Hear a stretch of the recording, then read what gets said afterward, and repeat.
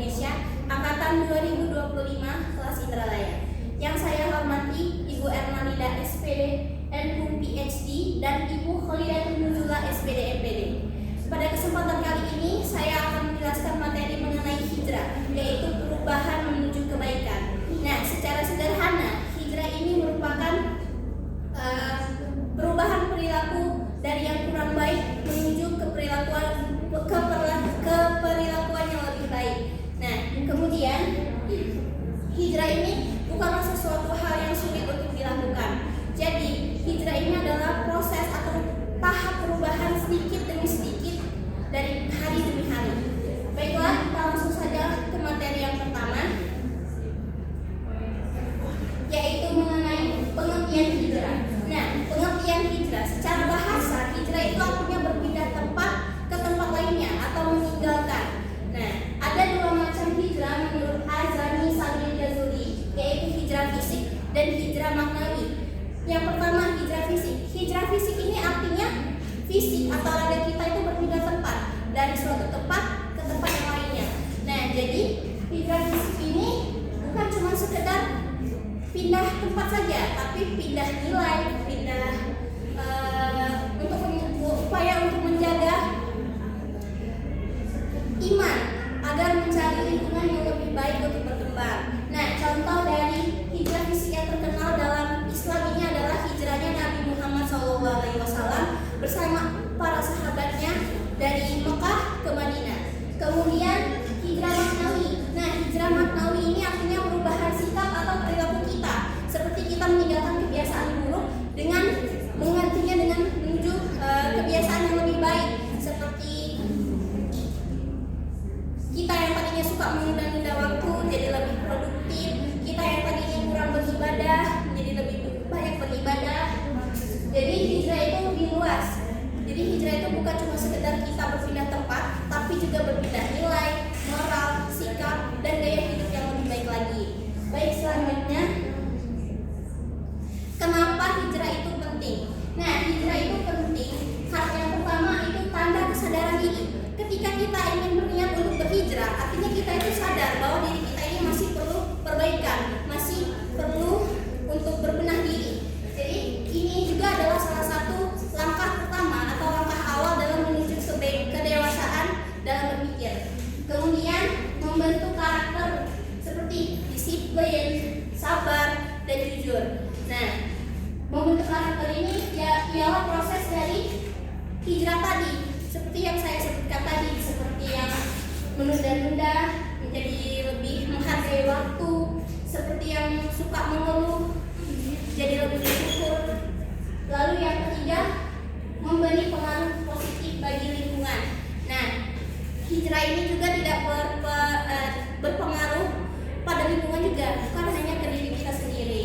Terus selanjutnya, bentuk hijrah di zaman sekarang. Nah, hijrah ini di zaman sekarang itu ada 4 macam, yaitu hijrah sikap, hijrah kebiasaan, hijrah pergaulan, dan hijrah digital. Nah, yang pertama hijrah sikap. Hijrah sikap itu seperti sabar, bersyukur, disiplin. Terus yang kedua hijrah kebiasaan. Nah, hijrah kebiasaan ini kita ialah mengatur waktu yang lebih baik, seperti kita mengurangi begadang karena hal-hal yang tidak penting atau hal-hal yang tidak jelas tujuannya. Terus yang kedua ibadah. Misalnya kita sholat cuma 2 waktu, terus kita memperbaikinya menjadi esoknya 3 waktu, besoknya lagi 4 waktu. Atau misalkan kita sudah sholat 5 waktu, besoknya kita tambah untuk sholat sunnah. Terus yang ketiga hijrah pergaulan. Nah, kita itu harus memilih teman yang memberikan pengaruh positif. Jadi kita harus menjauhi orang-orang yang memberikan kita pengaruh yang buruk, agar kita bisa menerima hal-hal positif dalam kehidupan kita. Terus yang keempat, hijrah digital. Nah, di zaman sekarang yang serba digital, kita juga harus mengurangi konsumsi konten-konten negatif atau konten-konten yang tidak bermanfaat. Lalu kita juga perlu mengonsumsi konten yang bermanfaat seperti edukatif, konten-konten inspiratif, atau konten-konten yang memberikan motivasi. Terus yang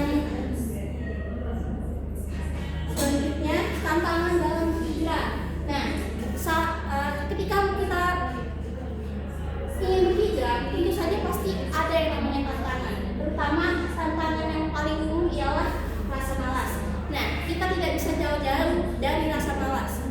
Terus juga kita tidak percaya diri.